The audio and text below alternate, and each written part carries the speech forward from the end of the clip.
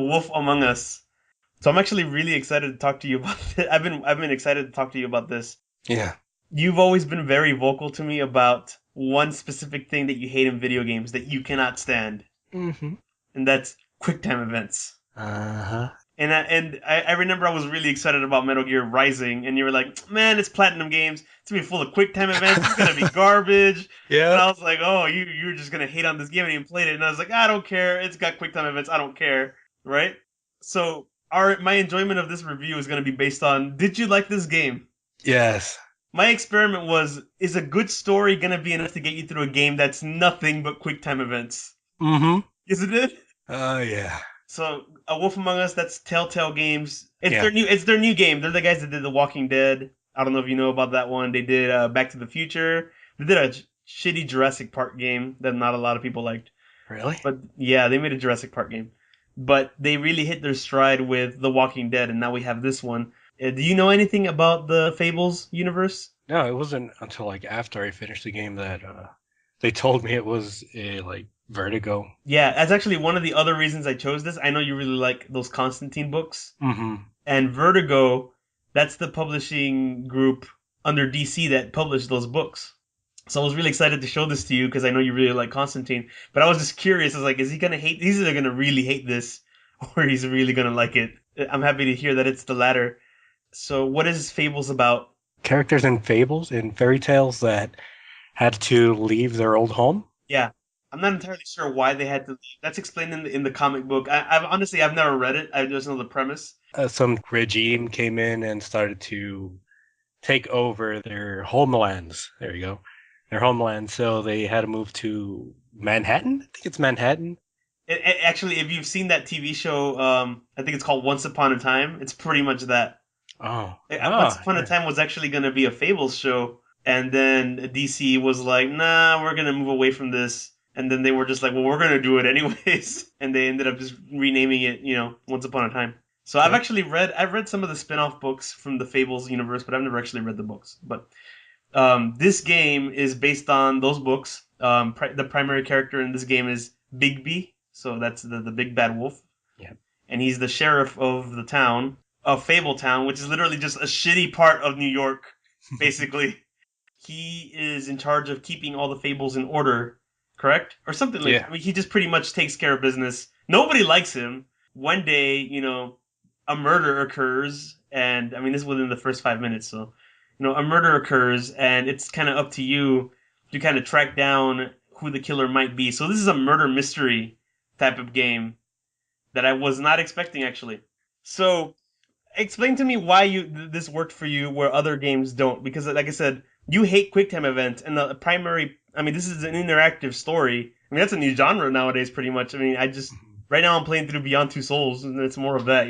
The whole game just revolved around it. So there was no getting around that. Story itself was amazing. It had fighting there, but it wasn't a hack and slash type of combat. That's what I'm talking about.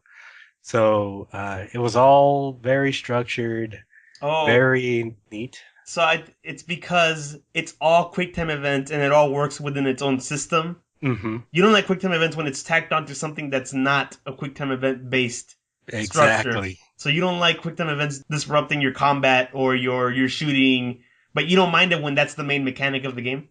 Yep, Oh, that's it. I actually don't mind. I don't mind the interactive story. That to me is a subgenre, and when if that's what I'm playing, that's kind of what I'm expecting.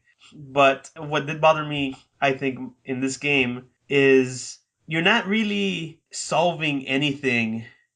I mean, it's cool when you're looking at a crime scene, but you're not really trying to piece things together to solve something. You're kind of just looking for the one clue that's gonna get the next dialogue, option rolling. Yeah, I felt the same way.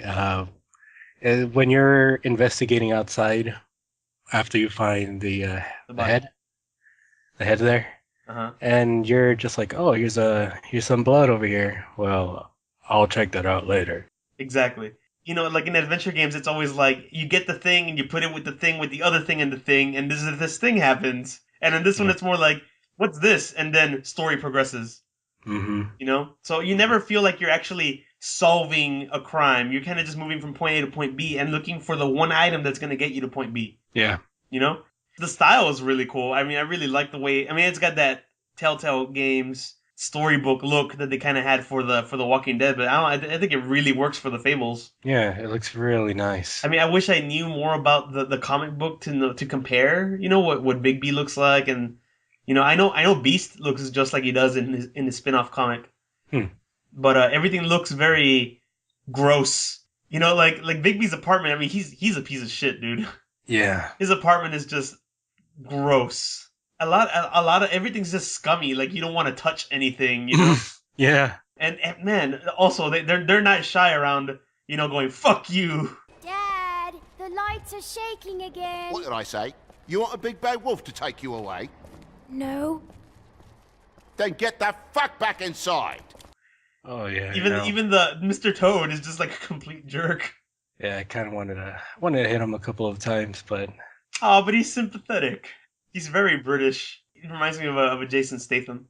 Short, pudgy Jason Statham.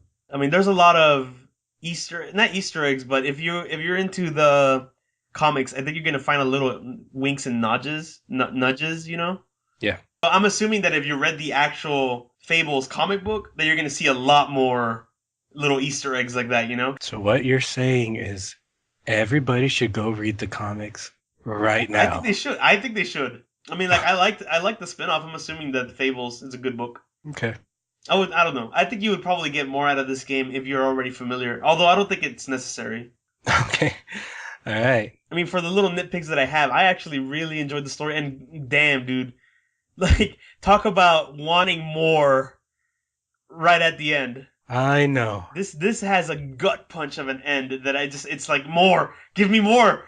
It's only like 2 hours long, 2 or 3 hours long. That fight was amazing. First one or second one? Oh, that last one. Yeah, it was. I mean, the fight sequences in this are pretty badass. I let myself loose, and I destroyed everything around me. I did okay. Were you playing good cop or bad cop the whole time? I was good to the nice people. I don't think it matters because, like, no matter what you do, everybody's an asshole to you. Yeah. Everybody's an asshole to you. I tried so hard to be good in this, but then you get to that point, and it's just like, do you want to rip this guy's face off? That was like, me. That was me right there. Me and 13% of the rest of the people that played it. Oh, really? Oh, yeah. Because when you make certain choices, it actually tells you the percentage of people that did that choice. Mm-hmm. I know that choosing the different path, you said you didn't really change the route of the story all that much, but it looks like your actual choices in conversation might actually affect the rest of the game, because you see when you beat the game, or I mean the episode, they show you a little preview of what's coming up next. Mm-hmm. Oh yeah, they show you all your little choices as a preview, like kind of like a next time on the Last of Us, next time on The Wolf Among Us, and they show all the little things that you mentioned coming back, So I don't know if that's going to be a thing or if it's just cosmetic, so we'll see. The second time that was different too. Yeah. Oh, so you tried different choices and that was a different thing altogether? Mm-hmm. Okay. Yeah. That's good. It seems like it's going to have more choice than the game I'm playing right now then, because there's not a lot of choice in Beyond Two Souls, I'll tell you that right now. Okay. I think that one of the saving graces of this game is that it's short and it lets you reflect on it. I think this game is just the right length for what it is. They're going to release it episodic. So, yeah. It's a shame because I want more right now. I know. My brother was kind of saying, when is the next one going to come out? I don't know. It's like, you don't know. So are you going to get the next one? I really want to. I really do want it. I'm really surprised you like this. I'm surprised I liked it too. As you know, on this show, we don't give numbered ratings because numbers are bullshit. So, well, I'm gonna give it a number rating. No. We don't give number ratings on this show. I just said that. Did you hear what I said? I'm gonna give it a number rating. I'm gonna give it 32 tacos. Oh, God damn it! Out of 15 chinchillas. That Okay, go ahead. Now that we got that straight, the game is really good. Don't let anybody tell you anything different. And if they do, you have every right to slap them across the face twice if they persist. The game is good. You should play it. If you don't play it, watch somebody play it. You're too scared to watch somebody play it? Why would you be scared to play it? It's not a horror. Hey, people are different, If okay? you're too scared to play it, you're 8, and you probably shouldn't play it anyways.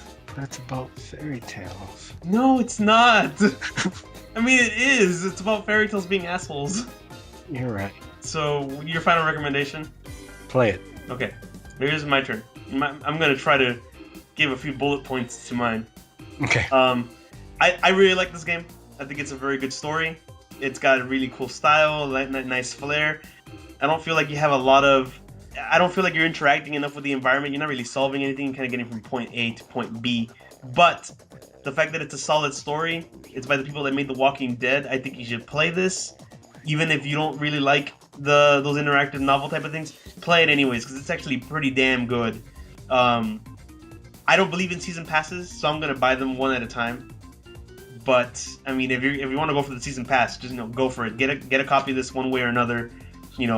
Have your friend buy it. You buy it. Doesn't matter. Just play it. It's worth the time, and it's not long. You can beat this in an evening.